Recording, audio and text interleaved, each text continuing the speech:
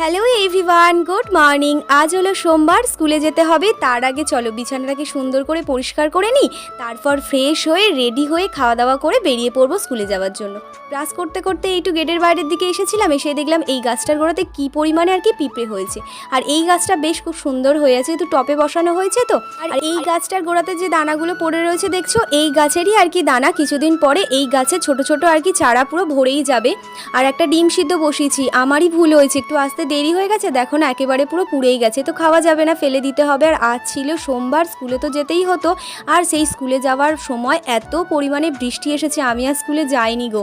আর সেই শনিবারে পাতা আর ফুল তুলে রেখেছিলাম না, কি একটা কারণে আমি মাথায় দিতে পারিনি, ওই জন্য ফ্রিজের মধ্যে রেখে দিয়েছিলাম। আজকে স্কুলে গেলাম না, তাই এই কাজটা আজকেই করে নিলাম।